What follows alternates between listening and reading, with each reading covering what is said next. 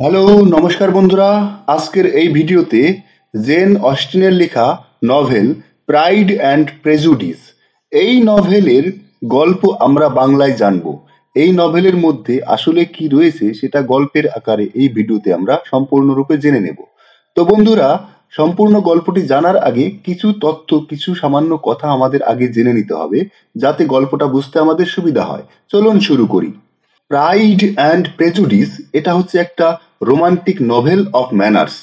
এটা একটা domestic novel, এটা ক্লাসিক রেজেন্সি নভেল বা এটা কমেডি অফ ম্যানার্স। এর সেটিংটা হচ্ছে rural England, Longbourn, Hertfordshire and Derbyshire. এর সেটিং এর টাইমটা হলো 1812 সালের কোনো একটা সময়ে ডিউরিং নেপোলিয়নিক ওয়ার্স। আর নেপোলিয়নিক ওয়ার্সটা চলেছিল 1797 থেকে 1815 সালের মধ্যে। টোটাল চ্যাপ্টার রয়েছে এই নোভেলে 100টি, 61। এটা লেখা হয় 1796 থেকে 1813 সালের মধ্যে ইংল্যান্ডে। এই নোভেলটি প্রকাশিত হয় 28 জানুয়ারি 1813 সালে। এই নোভেলের পাবলিশার ছিল টমাস এগারটন অফ লন্ডন। এই নোভেলের ওয়ার্কিং টাইটেলটা ছিল ফার্স্ট ইমপ্রেশন। এইটাই ছিল অরিজিনাল টাইটেল। পরে এর রিভাইজড টাইটেলটা হয় প্রাইড অ্যান্ড প্রেজুডিস। এই টাইটেলটা নেওয়া হয় from the final chapter of Cecilia. এই সেসিলিয়ার আরেকটা টাইটেল হলো Cecilia or memories of an heiress. আর এই সেসিলিয়া হলো ফ্রান্সিস বা ফ্যানি বার্নের একটা নভেল, যে নভেলটা 1782 সালে প্রকাশিত হয়েছিল। প্রাইড অ্যান্ড প্রেজুডিস কথাটা 3বার উল্লেখিত হয়েছে ফ্রান্সিস বার্নের নভেলে। এই যে 3বার যে রিপিট হয়েছে কথাটা, সেটা তার ওই নভেলের ফাইনাল প্যারাগ্রাফে রিপিট হয়েছে। The phrase pride and prejudice is mentioned 3 times in the final paragraph of Barney's book in capital letters. Pride and Prejudice is narrated by a third-person omniscient narrator. এই নভেলের point of view হলো third person omniscient point of view. বেশিরভাগ নভেলের অংশটাই Elizabeth বেনেটের point of view থেকে বলা হয়েছে। এই নভেলের অরিজিনাল টাইটেল ছিল ফার্স্ট ইমপ্রেশন এবং এই নভেলটি সাইন করা ছিল এই নাম দিয়ে যে by the author of sense and sensibility. First impression by the author of sense and sensibility.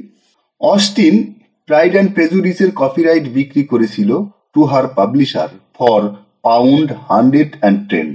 110 পাউন্ডে এই নভেলের কপিরাইট বিক্রি করা হয়েছিল পাবলিশারের কাছে। অস্টিন নিজে এটা বিক্রি করেছিল।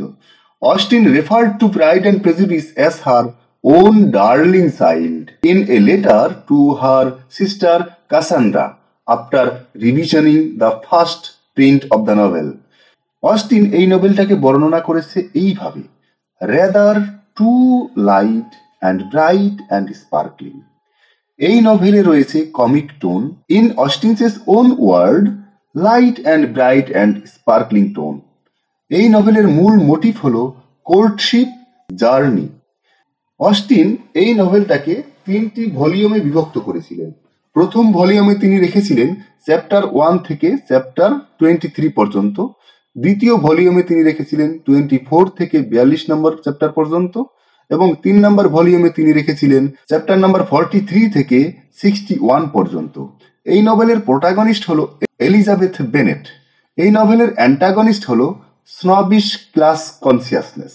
এই স্নবিশ ক্লাস কনসিয়াসনেসটা রিফ্লেক্ট হয়েছে লেডি ক্যাথারিন দ্য বাউর এর ক্যারেক্টারের মধ্য দিয়ে, জর্জ উইকহ্যামের ক্যারেক্টারের মধ্য দিয়ে এবং মিস বিংলের ক্যারেক্টারের মধ্য দিয়ে। এই নভেলের মূল থিমগুলো হলো love, money and marriage, reputation, family, society and class, women and femininity, deceit, language and communication, integrity ইত্যাদি। এই নভেলটি লেখা হয়েছিল পাস্ট টেন্সে। এই নভেলের মূল মোরাল বা শিক্ষণীয় বিষয় হলো true love can overcome social conventions and personal faults. এই নভেলের টোটাল চরিত্র রয়েছে 33টি, 33। সাম আর অনলি মেনশনড অর রিপোর্টেড। এবার বন্ধুরা আমরা সরাসরি গল্পে প্রবেশ করছি। গল্পটা শুরু হচ্ছে। মিস্টার বেনেট এবং মিসেস বেনেট হার্টফোর্ডশায়ার কাউন্টির লংবর্ন গ্রামে বাস করতেন। তাদের 5টি মেয়ে রয়েছে। প্রথম মেয়ে হলো জেন, দ্বিতীয় নম্বর মেয়ে এলিজাবেথ, তৃতীয় নম্বর মেয়ে মেরি, চতুর্থ নম্বর মেয়ের নাম ক্যাথারিন বা কিট্টি এবং পঞ্চম বা ছোট মেয়েটির নাম লিডিয়া। সব থেকে ছোট মেয়েটির বয়স 15 বছর। মিসেস বেনেটের জীবনের মুখ্য উদ্দেশ্য ছিল তার মেয়েদের ভালো পাত্র দেখে বিয়ে দিয়ে জীবনে প্রতিষ্ঠিত করা, কিন্তু প্রকৃতপক্ষে তার মেয়েদের বিবাহ তার জীবনে হতাশাই নিয়ে আসে। গল্পটি শুরু হচ্ছে মিসেস বেনেটের একটা কথা দিয়ে। সেই কথাটা হলো, it is a truth universally acknowledged that a single man in position of a good fortune must be in want of a wife. Mr Charles Bingley ছিলেন একজন ধনী যুবক, যিনি নেদারফিল্ড পার্ক নামের বিরাট এক প্রসাদ প্রমাণ বাড়ি ভাড়া নিয়ে থাকতে শুরু করেন। লংবর্ন গ্রাম থেকে এই বাড়িটির দূরত্ব ছিল প্রায় 3 মাইল। মিস্টার বিংলে এই বাড়িতে তার বোন ক্যারোলিন বিংলের সাথে থাকতেন, যিনি এই বাড়িটির দেখভালও করতেন। মিস্টার বিংলের একজন বন্ধু হলেন মিস্টার ডার্সি, যিনি নেদারফিল্ড পার্কে কয়েকদিনের জন্য বেড়াতে এসেছিলেন, কিন্তু এখানে আসার পর প্রায় মাস 2 তিনি এখানে থেকে গেলেন। মিস্টার বিংলের আরেক বোন মিসেস হার্স্ট সপরিবারে নেদারফিল্ড পার্কে তার ভাই মিস্টার বিংলের সাথে থাকতে শুরু করলেন। এদিকে নেদারফিল্ড পার্কে একজন অত্যন্ত ধনী অবিবাহিত যুবক আছেন জেনে মিসেস বেনেট খুব খুশি হলেন।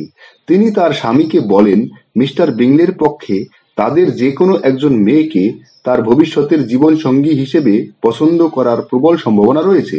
মিসেস বেনেটের এই রকম নির্বোধ কথাবার্তা আর স্বল্প বুদ্ধির জন্য মিস্টার বেনেট তাকে প্রায়শই বিদ্রূপ করতেন এবং তাকে নিয়ে নানান উপহাসও করতেন। লংবর্ন গ্রামের অনতি দূরেই ম্যারিটন শহরে নিয়মিতভাবে সভা, সাংস্কৃতিক মেলা বসত। এটা ছিল একটা সামাজিক অনুষ্ঠান যেখানে ম্যারিটন শহর এবং পার্শ্ববর্তী গ্রামগুলি থেকে সমস্ত সম্ভ্রান্ত পরিবারগুলো যোগ দিতে আসত। এইরকম এক সভায় নেদারফিল্ড পার্কে বসবাসকারী সকল সদস্যরা যোগ দিতে আসেন। সেখানে মিস্টার বিংলের নজর আসে বেনেট বোনদের মধ্যে সব থেকে সুন্দরী বড় জেন বেনেটের দিকে। জেন বেনেট বিংলে জেনকে নাচের জন্য অনুরোধ করলে জেন সাদরে তা গ্রহণ করেন। মিস্টার বিংলে তার বন্ধু মিস্টার ডার্সিকেও নাচের প্রস্তাব দেয়। তিনি ডার্সিকে পাশেই বসে থাকা জেন বেনেটের বোন এলিজাবেথের সঙ্গে নাচের প্রস্তাব দেয়, কিন্তু ডার্সি উত্তরে বলে যে এলিজাবেথ ততখানি আকর্ষণীয় ও সুন্দরী নয় যে তাকে নাচার জন্য আকৃষ্ট করতে পারে। তার এই কথা এলিজাবেথের কানে এলেও এলিজাবেথ তৎক্ষণাৎ তা এড়িয়ে যায় এবং ডার্সি সম্পর্কে একটা বাজে ধারণা পোষণ করতে শুরু করে। প্রকৃতপক্ষে এই ঘটনার পর থেকেই ডার্সির প্রতি এলিজাবেথ বিরূপ ধারণা পোষণ করতে থাকে। মিস্টার বিংলের মতো ডার্সিও ধনী এবং সুদর্শন যুবক ছিলেন। এই অঞ্চলের যে কোনো যুবতীই তাকে বিয়ে করতে চাইবে, কিন্তু তার অহংকারটাই তার চরিত্রের মূল দোষ। মিসেস বেনেট ডার্সি সম্পর্কে তার স্বামীকে বলেন, সে একজন দাম্ভিক এবং ভয়ঙ্কর লোক। প্রকৃতপক্ষে ওই সামাজিক সম্মেলনে সবাই তাকে দাম্ভিক বলেই অভিহিত করত। প্রত্যেক সাংস্কৃতিক সম্মেলনেই বিংলের জেনের প্রতি দুর্বলতা সবাই লক্ষ্য করে। প্রকৃতপক্ষে জেন এবং বিংলে দুজনেই দুজনের প্রেমে পড়ে যান। মিস্টার বিংলের 2 বোন মিস বিংলে এবং মিসেস হার্স্ট তারাও জেনকে পছন্দ করতে শুরু করে। একদিন মিস ক্যারোলিন বিংলে জেনকে নেদারফিল্ড পার্কে নৈশভোজে ডিনারে নিমন্ত্রণ জানায়। বেনেট পরিবার এই নিমন্ত্রণকে বিশেষ সম্মানের মনে করে এবং এটা জেনের কাছে একটা বড় সুযোগ ভাবতে শুরু করে। জেন নিমন্ত্রণ রক্ষার জন্য নেদারফিল্ড পার্কে যাওয়ার সময় পথে বৃষ্টিতে ভিজে তার ঠান্ডা লেগে যায়। এর ফলে তাকে নেদারফিল্ড পার্কে বেশ কিছুদিন থেকে যেতে হয়। এই সময় এলিজাবেথও সেখানে উপস্থিত হয় জেনকে দেখভালের জন্য। জেন এবং মিস্টার বিংলের বন্ধের মধ্যে ঘনিষ্ঠতা আরো বাড়তে থাকে। জেন এবং এলিজাবেথ দুজনেই ভাবতে শুরু করে যে মিস্টার বিংলে নিশ্চয়ই ভাবে জেনকে বিয়ের প্রস্তাব দেবে, কিন্তু এলিজাবেথের প্রতি মিস বিংলের কোনো বিশেষ আকর্ষণ ছিল না। প্রকৃতপক্ষে ডার্সি এবং এলিজাবেথের মধ্যে এরকম একটা সম্পর্কের জন্যই মিস বিংলে এলিজাবেথের প্রতি ঈর্ষান্বিত ছিল। সময়ের সাথে সাথে এলিজাবেথের প্রতি ডার্সির মনোভাবও কিছুটা পরিবর্তন হলো। দুজনের মধ্যে ঘনিষ্ঠতা ডার্সিকে এলিজাবেথের মধ্যে নিহিত গুণগুলি সম্পর্কে অবহিত করলো। এলিজাবেথের মুখে ছিল বুদ্ধির দীপ্তি, কাজল কালো চোখ এতে আরেক মাত্রা দিয়েছিল। তার আকর্ষণীয় শরীর আর মনোরম চটপটে মেজাজ তার চরিত্রের বিশেষ বৈশিষ্ট্য ছিল।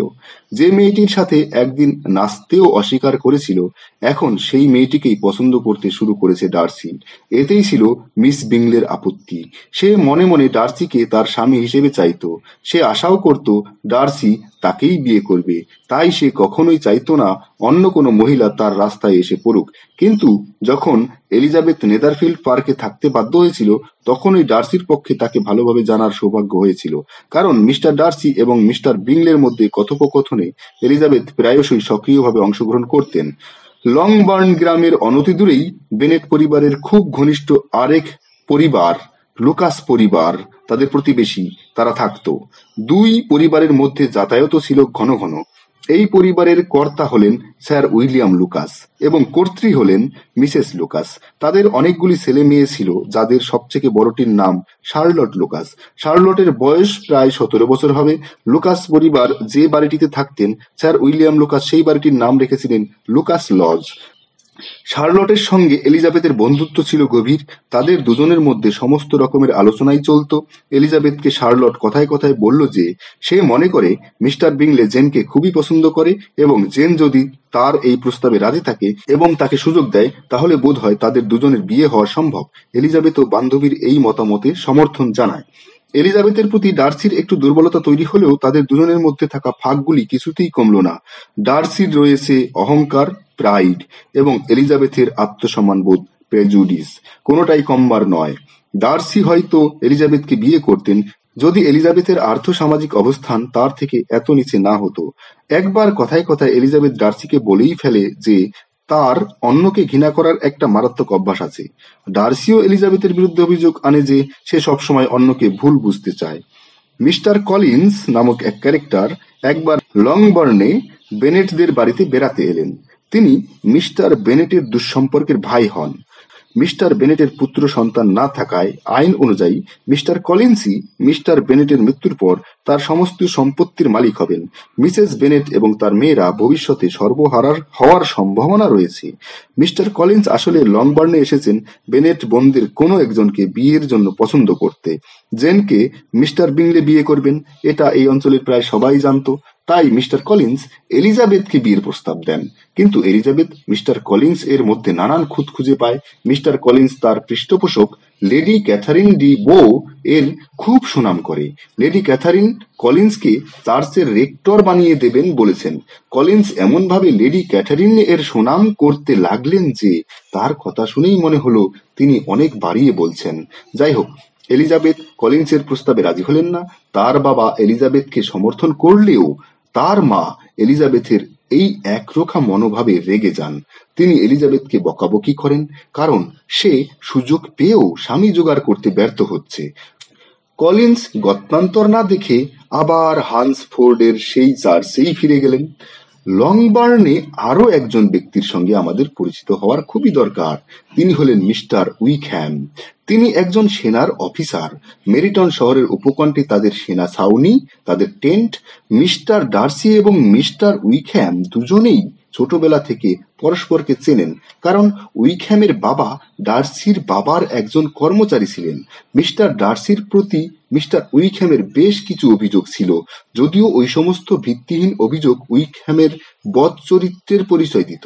একবার এক সামাজিক সম্মেলনে এসে এলিজাবেথের সঙ্গে উইকহ্যামের পরিচয় ঘটে। কথায় কথায় ডার্সির বিরুদ্ধে উইকহ্যাম তার অভিযোগের কথা তুললেন এবং বললেন ডার্সি অত্যন্ত অহংকারী একজন দাম্ভিক লোক, তার জন্যই তাকে তার ভালো লাগে না। এলিজাবেথের সঙ্গে উইকহ্যামের মতের মিল হওয়ায় দুজনের মধ্যে বন্ধুত্বও হয়ে গেল। এছাড়া উইকহ্যাম খুবই সুন্দর চেহারার অধিকারী ছিলেন। এলিজাবেথ তার সাথে এমনভাবে মিশত যে দেখলেই মনে হবে তারা প্রেমে পড়েছে। প্রকৃতপক্ষে এখন উইকহ্যাম তাকে বিয়ের প্রস্তাব দিলেই সে খুশি মনে সেই প্রস্তাব মেনে নেবে, এমন পরিস্থিতি তৈরি হলো। ডার্সির প্রতি এলিজাবেথের বিরূপ প্রতিক্রিয়া আরো ঘনীভূত হলো। একবার মিস্টার বিংলে নেদারফিল্ড পার্কে একটা ছোটখাটো নাচ আর হই হুল্লোড়ের আয়োজন করলেন। এলিজাবেথ সেখানে উইকহ্যামকে নিয়ে যোগ দেয়, কিন্তু মিস্টার বিংলে এবং মিসেস বিংলে এতে প্রবল আপত্তি জানায়, কারণ উইকহ্যাম ছিল সেখানে একজন অবাঞ্ছিত অযাচিত লোক। মিস্টার বিংলে এলিজাবেথকে বলে যে উইকহ্যাম তাকে অনেক মিথ্যে কথা বলেছে, ডার্সি সম্পর্কেও তাকে অনেক ভুল বোঝানো হয়েছে। কিন্তু এলিজাবেথ এটা মানতে রাজি ছিল না যে উইকহ্যাম তাকে কখনো মিথ্যে কথা বলতেই পারে। তার এই অন্ধবিশ্বাসের জন্যই এলিজাবেথকে প্রতারিতও হতে হয়। আবার সেই মিস্টার কলিন্স, সেই ক্যারেক্টার, দ্বিতীয়বারের জন্য যখন লংবর্নে আসেন, তখন এলিজাবেথের বান্ধবী শার্লট লুকাসের সাথে তার পরিচয় হয়। সে শার্লটকে বিয়ের প্রস্তাব দিলে শার্লটও তা সাদরে গ্রহণ করে, কারণ শার্লটের বয়স 27 হয়ে যাওয়ার ফলে বর বা ছেলে খুঁজাই তার কাছে মুখ্য ব্যাপার হয়ে উঠেছিল। পছন্দ হওয়াটা মূল ব্যাপার নয়, বর পেলেই হলো। আবার কলিন্সেরও বিয়ে করা জরুরি হয়ে উঠেছিল, কারণ লেডি ক্যাথারিন ডে বোর তাকে প্রচন্ড চাপ দিচ্ছিলেন। এইভাবে দুজনের বিয়েও হলো এবং কলিন্স তার নববিবাহিত বধূকে নিয়ে হান্সফোর্ডের সেই চার্চেই আবার ফিরে গেলেন। অনেক দিন হয়ে গেলেও মিস্টার বিংলের কাছ থেকে জেন বিয়ের প্রস্তাব তো পেলই না, বরং তার বোন ক্যারোলিন বিংলের কাছ থেকে একটি চিঠিতে জানতে পারলেন যে তারা নেদারফিল্ড পার্ক ছেড়ে লন্ডনে যাচ্ছে কিছুদিনের জন্য। এতে জেন একটু ভেঙে পড়ল। কিছুদিন পর মিস বিংলে লন্ডন থেকে আরো একটি চিঠি লিখলো, যার থেকে জেন জানতে পারল যে তারা এখন লন্ডন থেকে নেদারফিল্ড পার্কে ফিরছে না। সে আরো জানল যে মিস্টার বিংলে ডার্সির বোন মিস জর্জিয়ানা ডার্সিকে বিবাহ করতে চলেছেন। জেনের মাথার উপর যেন গোটা আকাশ ভেঙে পড়ল। জেনের এরকম ভাগ্য বিপর্যয়ের কথা জেনে এলিজাবেথও হতাশ হয়ে পড়ল। শার্লট লুকাসের বাবা উইলিয়াম লুকাস, বোন মারিয়া, এদের সঙ্গে এলিজাবেথ হান্সফোর্ডে শার্লটের সঙ্গে দেখা করতে যান। শার্লট তার বাবা, বোন এবং বান্ধবীর সাথে লেডি ক্যাথারিনের পরিচয় করিয়ে দেন। লেডি ক্যাথারিন অত্যন্ত অহংকারী ছিলেন। তিনি নিজেকে সবসময় অন্যদের থেকে উন্নত মনে করতেন। তিনি সবাইকে তার বাসভবন রেজিন্স পার্ক, এই রেজিন্স পার্কে নৈশভোজে নিমন্ত্রণ করলেন। স্যার উইলিয়াম এবং মারিয়া তার আভিজাত্যে প্রভাবিত হলেও এলিজাবেথের এতে তেমন আগ্রহ বা উৎসাহ কোনোটাই ছিল না। একদিন এই হান্সফোর্ডেই এলিজাবেথের সাথে ডার্সির আবার দেখা হয়ে গেল। লেডি ক্যাথারিন ছিলেন ডার্সির পিসি। খুড়তুতো ভাই ফিউইলামকে সঙ্গে করে ডার্সি পিসির সঙ্গে দেখা করতে আসেন। লেডি ক্যাথারিনের বাড়িতে অনুষ্ঠানে এলিজাবেথ খুব সুন্দর পিয়ানো বাজায়। ফিজউইলিয়ামের সাথে তার ঘনিষ্ঠতাও বাড়ে। তাদের মধ্যে নানান বিষয় নিয়ে আলোচনা হয়। এদিকে ডার্সি এলিজাবেথের ব্যক্তিত্বে আরো আকৃষ্ট হন এবং তাকে বিয়ের প্রস্তাব দিয়ে বসেন। কিন্তু এই সময় ডার্সি তার সেই চিরাচরিত স্বভাব অনুযায়ী এলিজাবেথকে তার আর্থসামাজিক অবস্থানের কথা জানাতেও ভুলেননি। স্বভাবগতভাবেই ডার্সি বলেন তাকে বিয়ে করা এলিজাবেথের পক্ষে ভাগ্যের কথা। এতেই ছিল এলিজাবেথের আপত্তি। সে বেঁকে বসে এবং এই প্রস্তাব প্রত্যাখ্যান করে। অবশ্য সে কারণ দেখায় যে ডার্সি মিস্টার উইকহ্যামের প্রতি খারাপ ব্যবহার করেছেন এবং তার কথাতেই জেনের সঙ্গে মিস্টার বিংলের বিয়েটা ভেঙে গেছে। পরের দিনই ডার্সি আত্মপক্ষ সমর্থন করে এলিজাবেথকে একটি চিঠি লেখেন। তাতে সমস্ত প্রকৃত ঘটনা লেখা ছিল। ডার্সি জানায় যে উইকহ্যাম আসলে একজন মিথ্যুক বদমাইশ যুবক। তার সঙ্গে ডার্সিদের কোনো কালেই কোনো সম্পর্ক ছিল না, আর বিংলেকে বিয়ের প্রস্তাব দিতে বারণ করেছিলেন কারণ তিনি নিজেই সন্দেহের মধ্যে ছিলেন আদৌ জেন মিস্টার বিংলেকে ভালোবাসেন কিনা। চিঠি পড়ে এলিজাবেথের ভুল ভাঙল। সে এখন ডার্সির আসল চরিত্র বুঝতে পারল। ডার্সির প্রতি তার বিরূপ মনোভাব মুহূর্তের মধ্যে উধাও হয়ে গেল। মিস্টার ডার্সি পরের দিনই হান্সফোর্ড ছেড়ে লন্ডনে ফিরে যান। কয়েকদিন পরেই এলিজাবেথ লংবর্নে ফেরার উদ্দেশ্যে রওনা হয়। পথে লন্ডনে সে তার মামার বাড়িতে, মিস্টার এবং মিসেস গার্ডিনারের বাড়িতে কয়েকটা দিন কাটিয়ে যাবে বলে থেমে যান। আর তার আরেকটা উদ্দেশ্য ছিল যে জেনকে সঙ্গে নিয়ে যাওয়া, কারণ জেন সেখানে গত 3 মাস ধরে ওই মামার বাড়িতে রয়েছে। যদিও লন্ডনে সে 3 মাস রয়েছে, মিস্টার বিংলের সাথে তার দেখা হওয়ার কোনো সুযোগ আসেনি। মিস্টার বিংলের সাথে যোগাযোগ করলেও সে জেনকে পাত্তাই দেয়নি। ফেরার পথে এলিজাবেথ জেনকে বলে যে সে ডার্সি সম্পর্কে ভুল ধারণা পোষণ করেছিল এবং মিস্টার উইকহ্যাম একজন ঠকবাজ লোক। জেন বলে উইকহ্যামের মতো এত সুন্দর যুবক যে ঠক হবে তা বোঝাই যায় না। কিছুদিন পর মামাদের সাথে মানে মিস্টার এবং মিসেস গার্ডিনারের সঙ্গে ডার্বিশায়ারে বেড়াতে যায় এলিজাবেথ। পথে তারা পেম্বারলে হাউস নামের বিখ্যাত প্রসাদময় বাড়িটি দেখতে যায়। এই বিখ্যাত বাড়িটি ছিল মিস্টার ডার্সির। মিস্টার এবং মিসেস গার্ডিনার এবং এলিজাবেথ যখন বাড়িটি ঘুরে দেখেন তখনই হঠাৎ করে ডার্সির সঙ্গে এলিজাবেথের দেখা হয়। আসলে এই দেখা হওয়াটা ছিল নিতান্তই ভাগ্যের, কারণ ডার্সিও তখন সেখানে থাকার কথা ছিল না। ঘটনাক্রমে তিনি সেখানে পৌঁছে গিয়েছিলেন একদিন আগেই। যাই হোক, ডার্সি এখন এই অতিথিদের সাথে খুবই ভালো ব্যবহার করেন। মিস্টার এবং মিসেস গার্ডিনার ধারণাই করে নেন যে ডার্সি এবং এলিজাবেথের মধ্যে একটা প্রেমের সম্পর্ক আগে থেকেই আছে। ডার্সি তার বোন জর্জিয়ানার সাথেও এলিজাবেথের পরিচয় করিয়ে দেন। পেম্বারলে হাউসে পরে মিস বিংলে এবং মিসেস হার্স্ট এর সাথেও এলিজাবেথের দেখা হয়। জেন এবং এলিজাবেথের আরেক বোন লিডিয়া একটু বখাটে রকমের ছিল।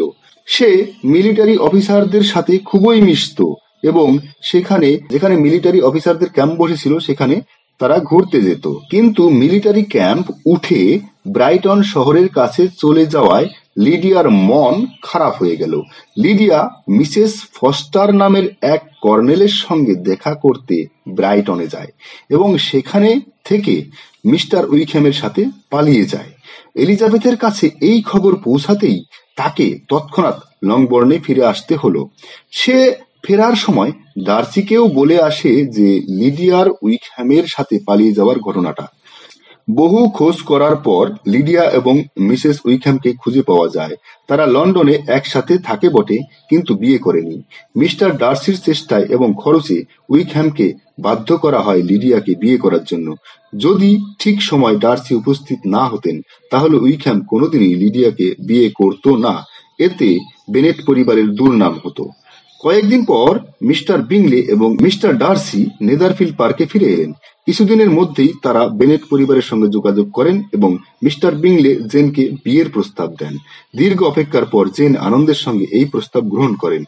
লেডি ক্যাথারিন দ্য বো লংবর্নে বেড়াতে এসে এলিজাবেথকে সাবধান করে দেন যাতে এলিজাবেথ ডার্সিকে বিয়ে না করে, কারণ তার নিজের মেয়ের সাথেই ডার্সির বিয়ের কথা ঠিক হয়ে রয়েছে।